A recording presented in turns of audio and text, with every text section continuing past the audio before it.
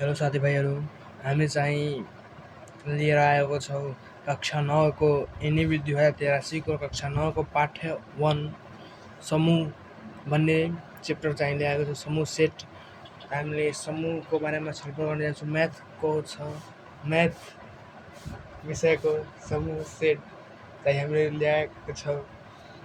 सबभन्दा पहिला हामीलाई चाहिँ समूह भन्ने के हो यो चाहिँ पहिला हामीहरूलाई जान्नु पर्यो। समूह भन्ने के हो भने एउटा प्रकारको सदस्यको सङ्कलनलाई समूह भनिन्छ। एउटा प्रकारको सदस्यको सङ्कलन भनेको हामीले जस्तो चाहिँ फलफुल छ भने फलफुल नै, त्यसमा फलफुलमा चाहिँ हामीले मानिसको समूह चाहिँ फलफुल र मानिस एउटैमा आयो भने त्यो चाहिँ समूह हुँदैन।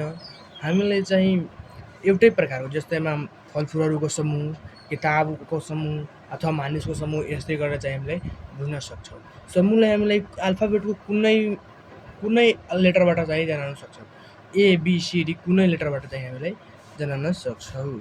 त्यसै गरेर अगाडि बढ्दाखेरि हामीलाई समूहहरूको क्रियाहरू चाहिँ जान्नु पर्यो। समूहहरूको क्रियामा चाहिँ हामीलाई 4 प्रकार चाहिँ पढ्नुपर्छ अनि एउटा चाहिँ अर्को पनि छ, त्यसलाई हामी चाहिँ भन्छौँ सबसेट अफ समूह, यानि त्यसलाई हामीले नेपालीमा भन्दाखेरि समूहको भित्री समूह भन्छौँ। त्यसलाई त्यो अगाडि चाहिँ हामीले पढ्ने गर्छौँ। हामी चाहिँ अहिले चाहिँ 4वटा मात्र पढ्ने गर्छौँ। के छ भने समूहहरूको संयोजन छ, समूहहरूको प्रतिच्छेदन, समूहहरूको फरक, समूहहरूको पूरक। यस्तै चाहिँ हामीलाई 4वटा क्रियाहरू चाहिँ पढ्नुपर्छ। इङ्ग्लिसमा चाहिँ के छ भने समूहहरूको संयोजन युनियन अफ सेट, समूहहरूको प्रतिच्छेदन इन्टरसेक्सन अफ सेट, समूहहरूको फरक डिफ्रेक्सन अफ सेट, त्यसै गरेर समूहहरूको पूरक कम्प्लिमेन्ट अफ सेट्स। चाहिँ हामीले यस्तो कुरा चाहिँ पढ्नुपर्छ। 4वटा चाहिँ हामीहरूको क्रियाहरू पढ्नुपर्छ। यसमा पहिलो क्रिया चाहिँ समूहहरूको संयोजन। समूहहरूको संयोजन भन्दाखेरि हामीलाई के भन्छ भने कुनै 2वटा समूह अथवा 3वटा समूह, यसमा चाहिँ हामीलाई परिभाषा लेख्दाखेरि 2 वा 3वटा सदस्यहरूको बिचको साझा सदस्यलाई समूहहरूको संयोजन भन्छ। तपाईले बुझ्नुभयो होला। चाहिँ यसमा के छ भने 2 वा 3वटा समूह हुन्छ अथवा 3वटा पनि समूह हुन्छ।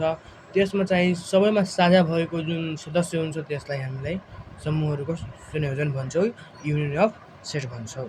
हामीले अगाडि हेर्दाखेरि चाहिँ यहाँ भेन डायग्राम अनि समूह पनि दिएको छ। जस्तैमा ए समूहमा के दिएछ भने 1 2 छ, 2 3 4 5 दिएछ। बी समूहमा 1 2 6 7 दिएछ। अब 2वटा अलग अलग समूह भयो। अनि अब चाहिँ यसमा पनि हामीलाई साझा के छ भने साझा निकाल्नुपर्छ। युनियन हामीलाई चाहिँ समूहहरूको संयोजन युनियन अफ सेटलाई चाहिँ ए युनियन बी ले जनाउने गर्दछौँ। त्यसै गरेर हामीलाई 1 2 3 4 5 युनियन 1 2 6 7 लाई चाहिँ युनियन निकाल्दाखेरि हामीलाई जुन साझा छ भने यहाँ चाहिँ 1 1 साझा छ भने 1 1 चाहिँ साझा छ भने एउटा 1 लेख्न मिल्छ। 2 2 साझा छ भने एउटा नै 2 लेख्नु पनि छ। लेखेपछि जुन पनि साझा छैन त्यो जस्तोको त्यस्तै सार्न मिल्छ। यहाँ चाहिँ 1 2 3 4 5 6 7 भयो। अहिले चाहिँ भेन डायग्राममा देखाउँदाखेरि पहिला हामीलाई जुन साझा छ 1 2 चाहिँ साझा छ भने यसलाई बिचमा चाहिँ हुन्छ। यो चाहिँ भनेको तपाईहरुको चाहिँ खप्टियोको समूह चाहिँ मानिन्छ। यसले चाहिँ खप्टियोको समूह मानिन्छ यो भेन डायग्राम जस्तो। यसमा चाहिँ हामीलाई पहिला त बिचमा साझा भएको सदस्यहरू लेख्न मिल्छ।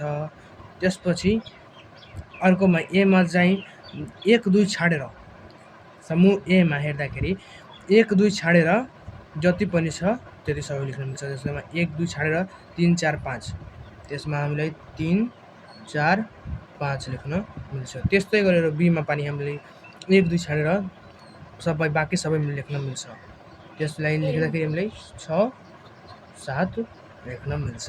यस्तै गरेर हामीले चाहिँ समूहहरूको संयोजन निकाल्न सक्छौँ। अर्को पनि एउटा के छ भने यसमा नै छ के छ भने यसलाई हामीले एउटा के भन्छौँ एमा जति समूह छ बीमा सबै समूह मिलेको छ, सबै समूहहरूको सबै सदस्य चाहिँ मिलेको छ, त्यसलाई भनेको सबसेट हामीले चाहिँ भन्ने गर्छौँ।